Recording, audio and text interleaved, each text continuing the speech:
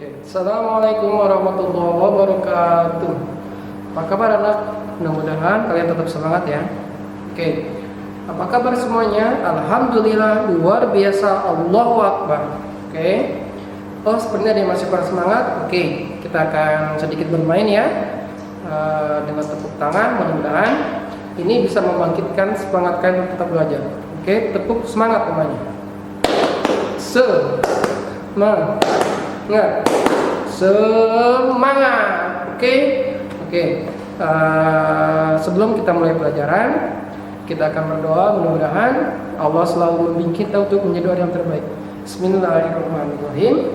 Rabbi zidni ilman warzuqni fahman. Ya Allah, tambahkanlah ilmuku dan tingkatkanlah kecerdasanku. Rabbi shrah li sadri wa yassir li amri wahlul 'uqdatam min lisani yafqahu. Oke. Pada pertemuan kita kali ini yang akan kita bahas adalah tentang menyayangi hewan dan tumbuhan. Temanya ada tentang menyayangi hewan dan tumbuhan. Kaitannya dengan memanfaatkan hewan atau manfaat hewan bagi manusia.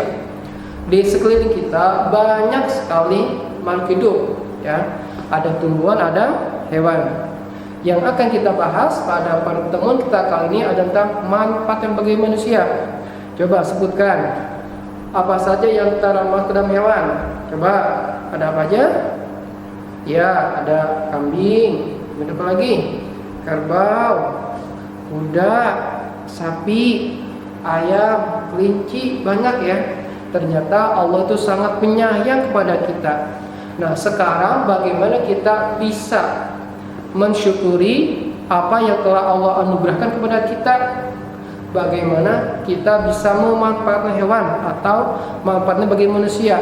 Oke, kita ambil contoh, misalkan kerbau. Kerbau itu sangat bermanfaat bagi manusia. Ya, contohnya kerbau bisa digunakan tenaganya untuk memijak sawah, apalagi misalkan untuk diambil dagingnya, ya, untuk berkurban atau yang lainnya. Kemudian apa lagi? Sapi, ya sama. Sapi juga ada yang diambil tenaganya atau dimanfaatkan tenaganya untuk membantu manusia dalam segala pekerjaan. Kemudian bisa juga diambil dagingnya. Kemudian apa lagi coba? Ya, ada lagi. Misalkan apa? Ayam, ya.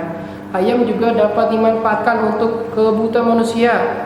Ada ayam yang diambil telurnya, ada ayam yang diambil dagingnya, ya, untuk kehidupan manusia. Kemudian selain dari itu ada juga binatang yang mempunyai kecerdasan lebih tinggi, ya, artinya dia kadang-kadang mempunyai akal yang bagus. Contohnya apa? Misalkan, ya betul, contohnya adalah apa nak?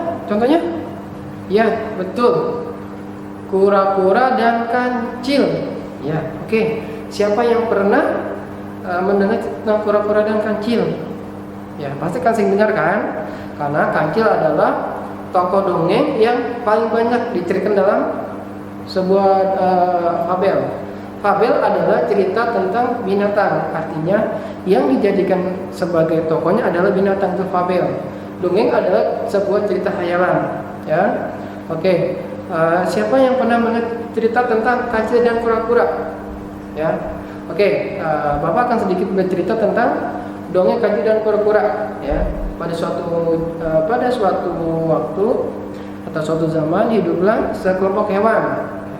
Di antaranya ada kura-kura, kemudian kelinci, tupai, dan juga kancil. Pada suatu hari, kancil bertanya kepada teman-temannya, siapa yang bisa beradu lari dengan aku, maka aku akan memberikan dia hadiah yang terbaik. Kemudian teman-teman pasti berpikir, wah tidak ada dong yang lebih kencang lari daripada kancil. Kemudian dia pergi ke kura-kura. Kura-kura, kamu mau bertanding dengan aku? Kata kura, iya, aku siap. Dan teman-temannya berpikir, wah kura-kura, kamu mau beradu tanding atau berlari dengan kancil? Ya, kamu siap? Oke. Kemudian pada suatu waktu yang ditentukan, kura-kura dan kancil pun mengadakan suatu pertandingan, yaitu adu balap lari. Yang jadi jurinya ada kelinci. Kemudian ketika sudah mulai kegiatan untuk beradu lari, Kancil lari dengan sekencang-kencangnya, meninggalkan kura yang di belakangnya masih jauh sekali. Ketika pada suatu tempat, kancil beristirahat karena dia berpikir, wah, kura-kura masih jauh kok, jalannya lambat, pasti dia tidak akan mampu menyusul aku. Kemudian dia beristirahat. Ternyata dia terlalu lama istirahatnya sampai dia sendiri tidak sadar bahwa kura-kura sudah ada di belakangnya. Ketika dia sudah sampai hampir mendekati kancil, kura-kura terus berlari dengan semangat terus terus. Dan ternyata pada ujung finishnya yang menang adalah kura-kura, ya, bukan kancil. Artinya pesan yang kita dapatkan dari dongeng tersebut adalah kalau kita berusaha semaksimal mungkin, tidak ada yang mustahil. Contoh, kalaupun kura-kura hanya berjalan lambat, sedangkan kancil dapat berlari dengan cepat, tetapi karena kura-kura mempunyai semangat yang lebih tinggi, punya kemauan untuk lebih dari yang lain, maka dia bisa mendahului kancil yang kalaupun dia mempunyai lari sangat cepat. Ada beberapa pesan yang bisa kita simpulkan dari dongeng tersebut. Yang pertama, jangan menjadi orang sombong. Artinya, kita tidak boleh merasa lebih dari orang lain. Kalau misalnya kita merasa lebih dari orang lain, maka kita akan menjadi sifat sombong. Kemudian, ada yang sifat kedua, yaitu ada yang sifatnya semangat, tidak pantang menyerah. Kalau kita mempunyai keinginan ataupun kemauan, maka kita harus sendiri yang merubahnya. Kita punya semangat untuk mendapatkan hal tersebut. Sama juga seperti dalam sebuah keluarga. Dalam sebuah keluarga pasti mempunyai sikap yang berbeda-beda. Ada yang sikapnya pemberani, ada yang semangat, ada yang pendiam, ada juga yang mungkin cenderung emosi, ya, atau sedikit marah. Tetapi sikap-sikap yang ada pada keluarga tersebut tetap harus kita hormati.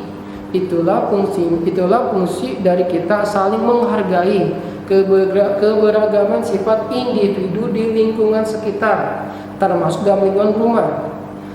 Dengan adanya saling menghargai dan menghormati, maka kita akan hidup dengan damai dan aman. Oke, sebelum kita mengakhiri pertemuan kali ini, Bapak akan sedikit mengulang kembali beberapa kegiatan yang sudah dilaksanakan. Yang pertama, dongeng adalah sebuah cerita khayal ataupun fiksi. Kemudian, fabel adalah cerita tentang binatang, artinya yang dijadikan perannya adalah binatang.